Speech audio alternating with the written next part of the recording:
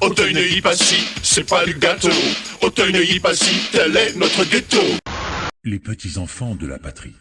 Bienvenue aux chroniques d'ADBK. Sujet d'aujourd'hui, les bobofiotas de Sciences Po. Il y a quelques jours s'est tenu le concours d'éloquence 2014 de Sciences Po. Mais en parlant d'ignorance, il suffit de contempler le beau gratin, le fleuron de notre bel avenir, ceux qui doivent nous gouverner en gros. Un défilé de fiottes, de sous-hommes, de privilégiés, de parasites notoires, sans rien, ni raisonnement dans la caboche. Jugez par vous-même. La myriade de célibataires coquines dans ma région qui n'attendent plus que mon appel au 8-13-13. Il n'y a pas plus grande chasse à l'homme que celle à la femme. Si je comprends bien, vous êtes un obsédé. Vous êtes un dépravé sexuel.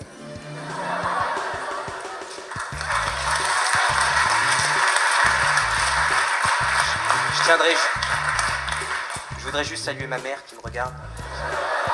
Je regrette par exemple pas du tout mon enfance, mes années à un chiffre où j'avais un QI à un chiffre. J'étais d'une naïveté sans limite.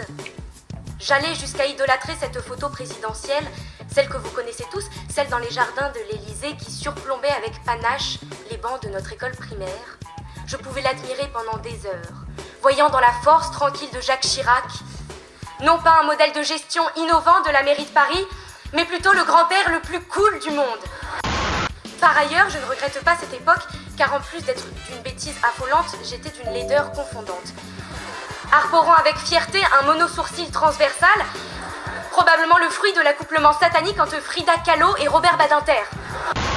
Je n'ai pas, et je le sais, et on me l'a dit, le physique standard du héros, tel qu'on le conçoit, tel qu'on l'imagine, tel qu'on le rencontre dans les films, dans les légendes, dans les livres.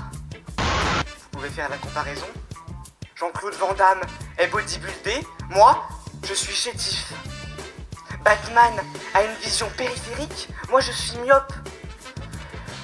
Et en face d'Ulysse, qui était quelqu'un, moi je ne suis personne.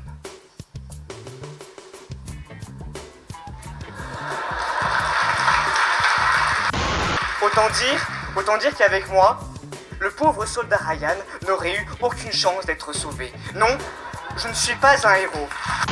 Mademoiselle Agathe, comme il n'y a pas d'amour heureux, est-ce que vous préférez être amoureuse ou heureuse? Alors, j'ai été plutôt claire sur ce point. Vous savez, moi j'ai un côté un petit peu adolescent torturé.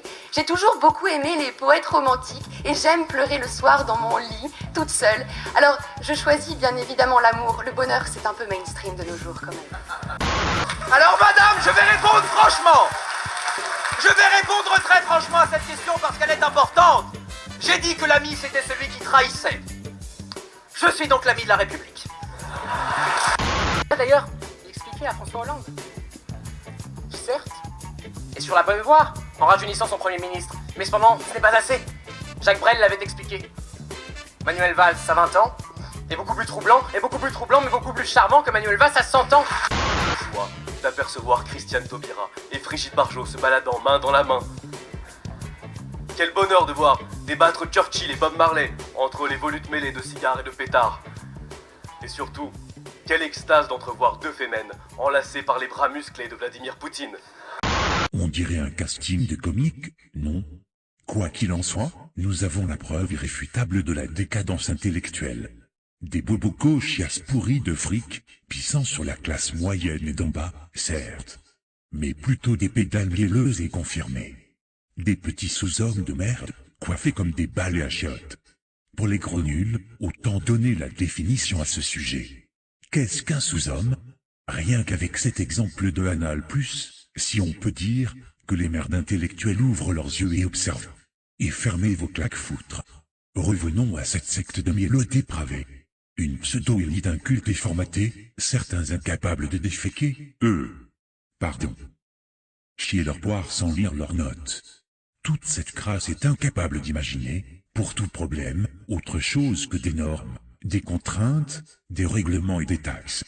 Comme Lénine, au vu de sa citation, ils se prennent pour le cerveau de la nation, ils n'en sont que la merde. Il faudra les mettre en camp de rééducation avec les droits communs et les petites racailles. Sauf que les droits communs et les racailles seront dans les miradors pour garder les politiques et les avoirs à l'œil. Artificiel et limite pathétique qu'on a peine à croire qu'on se bouscule au concours d'entrée. Le théâtre, le vrai, ne supporte pas la médiocrité. On imagine les soirées partous et étudiantes durant lesquelles ils ou elles doivent se congratuler jusqu'au bout de la nuit et s'émerveiller d'appartenir à moyen terme au futur gratin dauphinois de la nation. Cette culture de la petite phrase stérile uniquement destinée à briller en public, c'est la synthèse de ce qui mine la vie politique et fait probablement basculer de plus en plus de citoyens dans l'abstention.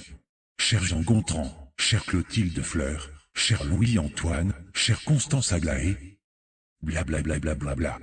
Pourquoi pas Yves Boule de muscles tripatouille-moi à la mistouflette, pendant qu'on y est? Aucun prénom de singe ou de la France profonde. Mais cette France-là pourrait vous enculer, si vous vous penchez un peu trop de votre tour d'argent pour tomber dans nos filets. Essayez plutôt de nous séduire avec de vrais thèmes humanistes, de vrais sujets et de vraies convictions, pas avec ce cirque d'apparence. Vous y baignerez peut-être en fierté de vous-même, encore qu'il semble évident qu'elle est, chez vous, visiblement hypertrophiée, et nous nous ferons moins chier probablement un peu moins en écoutant ces laborieuses démonstrations. Et dire qu'on paye des impôts pour qu'ils s'engraissent sur notre cul. Je sens que les trous de balle vaseux vont dire, on peut être un avorton, être trapu et avoir une voix fluette et être bien plus vaillant qu'un grand costaud à la voix rock. Il pourrait rajouter ceci, sortez de votre monde très peu nuancé, et qui plus est, totalement dans le mensonge. Le mensonge. Léchez-moi mon cul de jatte, taillez-moi la meilleure pipe de ma vie, mais sortez plutôt la tête de votre poubelle. Ces têtes de plumeaux seraient-ils capables de signer pour en chier? Gagner sa croûte à la sueur de son front? Tremper les mains dans la merde? Et j'en passe. Les personnes qui signent ce genre de contrat et qui peuvent arriver au sommet, ce sont eux les plus respectables.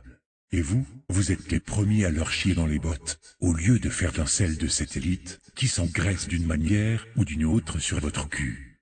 Le respect, ça se mérite. Et vous devez la fermer une bonne fois pour toutes pour répandre vos gerbes ailleurs. Ça transpire et découline d'égocentrisme sodomite, ça se veut drôle mais en vérité, c'est pathétique. Une kermesse d'ouverture de Gay Pride qui pourrait avoir un certain effet. Et puis, elles n'arriveront pas à destination, elles rangent leur cartable rose et qu'elles apprennent un vrai métier utile. Cette bande de petites tapettes collabos de Sciences Po, programmée pour être nos futures élites françaises, est la relève idéale pour le système qui a besoin de beaux parleurs pour enfumer le peuple, à l'instar de président Flamby. Avec ce genre de tarlouse, les lobbies de tout poil auront de beaux jours devant eux, pour le plus grand malheur du peuple non élu. Aucun espoir que le pouvoir français ne sera jamais aux mains de ces tafioles de cabaret, mais assuré par de vrais hommes de poigne, courageux, intelligents, sincères et humains. Des meneurs d'hommes, comme celui-là, même si cela vient de l'autre côté de l'Atlantique, et d'ailleurs, vous le reconnaissez déjà. I proved, I'm gonna tell you, man, we only had one paid person in my entire campaign. And that was the campaign manager because he left his private sector job to do it full time after the primary. Toutefois, jetons un coup d'œil au décryptage d'un des spécimens proches de l'androgyne. Certains d'entre vous le reconnaissent. Le profil le plus parlant, récent et représentatif. On se demande comment il a fait pour ressembler à ce genre de truc. Peut-être une chute dans le caniveau plein de merde, dans lequel il a trébuché comme un blanc. Mystère. Je vous présente donc Lucas Rochette-Berlon. Pas encore vraiment à comprendre, à imaginer à quel point une petite action de ma part que je pensais normale et citoyenne a donné tellement d'ampleur. Faut être vraiment aveugle pour ne pas le voir au premier coup d'œil.